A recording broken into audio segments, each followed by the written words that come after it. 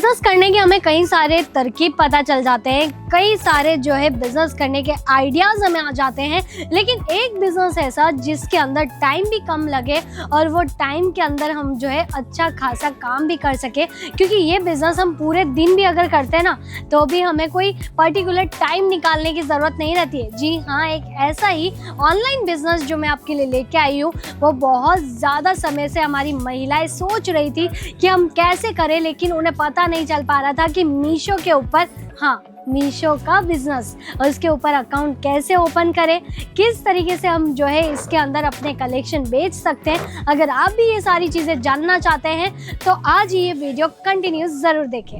नमस्कार, आप सभी का स्वागत है एक बार फिर से अजमेरा फैशन गारमेंट्स चैनल के ऊपर। जी हाँ, जहाँ पे हर एक महिला कमेंट्स बॉक्स के अंदर अपनी राय बताती रहती है। तो वैसे अभी बहुत दिनों से मुझे कमेंट्स आ रहे थे कि मैडम मैं बिज़नेस तो करना चाहती हूँ लेकिन पूरा टाइम नहीं दे पाऊंगी, इसीलिए कोई ऐसा ऑनलाइन बिजनेस आप मुझे बताइए जिसके अंदर मुझे फ़ायदा मिल सके। तो मैंने यही रिसर्च किया कि भाई सबसे ज़्यादा मीशो के ऊपर बहुत सारी महिलाएं अपना व्यापार कर रही है, हज़ारों जो है कस्टमर्स वहाँ से जुड़ के अपने व्यापार को चला रहे हैं। तो क्यों ना इस बार मैं आपको ये बताऊं कि भाई मीशो पे आईडी कैसे बनाई जा सकती है। जी हाँ, हमारी बहुत सारी महिलाएं यही बोल रही थी कि भाई मैडम मैं बिज़नेस तो करना चाहती हूँ लेकिन मीशो के ऊपर आईडी कैसे बनाई जाती है ये मुझे समझ में नहीं आ रही है, और वो भी विदाउट जीएसटी के, ये कैसे पॉसिबल होगा।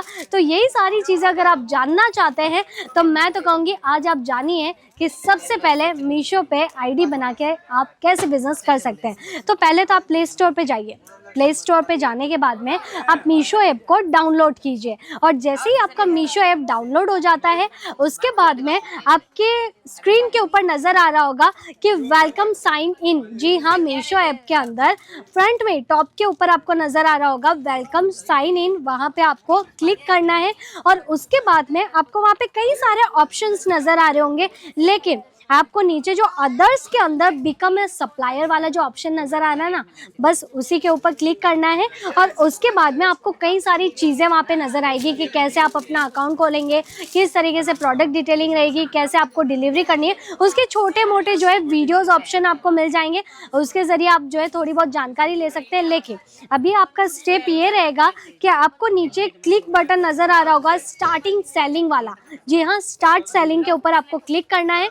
उसके बाद में आपको वहाँ पे sign up to supplier hub, उसके अंदर आपको नंबर अपने ऐड ऑन करवाने। जी हाँ, क्योंकि आप खुद एक सप्लायर बन रहे हैं तो सबसे पहले आपको अपनी डिटेलिंग्स डालनी है नंबर के थ्रू। तो पहले आपको अपने पर्सनल नंबर या फिर आप जो बिजनेस के लिए अलग से नंबर ऐड ऑन करवाना चाहते हैं वही नंबर आप इसके अंदर ऐड कीजिएगा।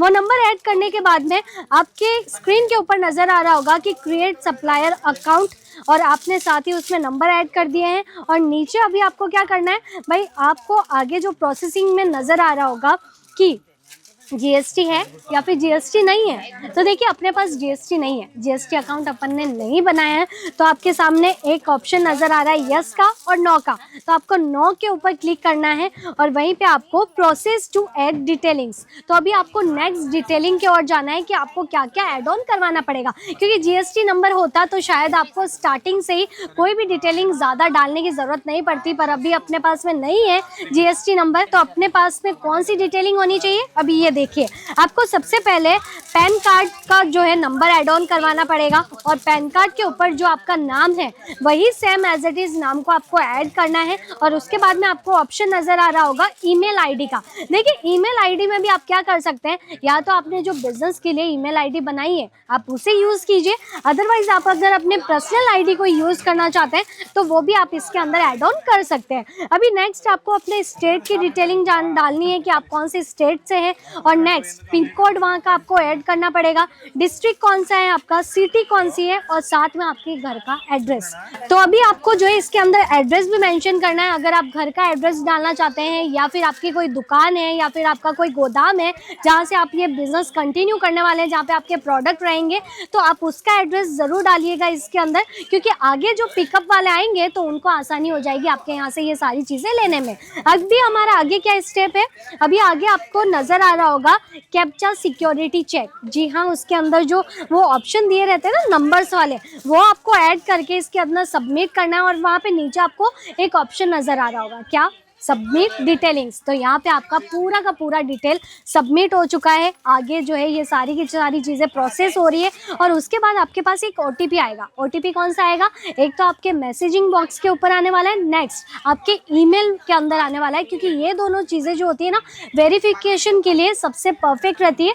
तो वो वहाँ से वेरिफिकेशन होने के बाद में आपको OTP डालना है और OTP डालने के बाद में आपकी जो है ID बनके तैयार हो गई है। जी हाँ, वहाँ पे आपको ऑप्शन नज़र आ जाएगा क्रिएट योर एनरोलमेंट ID। तो ये ID आपकी यहाँ पे बनके तैयार हो गई है। तो इस तरीके से आपका मीशो के अंदर हाफ प्रोसेसिंग तो बन चुकी है और आगे हमारी क्या डिटेलिंग और हमें प्रोसेसिंग में रखनी है तो अभी आप ये जानिए। अभी आगे क्या हो जाता है ना कि कंप्लीट अकाउंट डिटेल तो हमने सारी कर दी है, लेकिन उसके बाद में हमें अपने बैंक अकाउंट डिटेल भी डालनी पड़ती है। क्यों? क्योंकि देखिए अगर आपको कोई ऑनलाइन पेमेंट देगा तो किस हिसाब से देगा? आपके अकाउंट डिटेलिंग के हिसाब से, जो आप उसके अंदर नंबर ऐड ऑन करेंगे, जो आप QR कोड उसके अंदर डालने वाले हैं, तो उस हिसाब से वो प्रोसेसिंग चलेगी। तो अभी नेक्स्ट स्टेप के अंदर हमें सबसे पहले तो बैंक डिटेल डालनी है कि बैंक के अंदर आपके UN नंबर क्या है, UIN नंबर डालने हैं। उसके बाद में आपका नाम क्या है, उसके बाद पैन कार्ड नंबर वापस से आपको ऐड ऑन करने हैं और लास्ट में आपकी ये पूरी ID जो है रजिस्टर्ड होके आ जाती है। अगर ये सही है तो आपका कंटिन्यू वेरिफिकेशन होता जाएगा और सही होने के बाद में आपको नीचे कंटिन्यू नज़र आ रहा होगा, तो आपको आगे कंटिन्यू करते चले जाना है। अभी लास्ट ऑप्शन हमारा क्या हो जाता है कि लास्ट ऑप्शन के अंदर जो हमने अकाउंट डिटेलिंग डाली है तो वापस से आपको जो है IFSC कोड भी डालना पड़ता है। ये सारी डिटेल होने के बाद में आपको एक ऑप्शन नज़र आएगा कि भाई आपको अपलोड कैंसिल चेक या फिर पासबुक। अगर ये दोनों ही चीज़ें आपके पास है तो उनमें से कोई भी एक प्रूफ को आपको ऐड करवाना पड़ेगा। लेकिन समटाइम्स क्या होता है ना कि हमारे पास में कैंसिल चेक नहीं होता है, तो कैंसिल चेक के अकॉर्डिंग हम और दूसरा क्या डाल सकते हैं, तो आप उसके अंदर ऐड ऑन कर सकते हैं अपने पासबुक की फ़ोटो।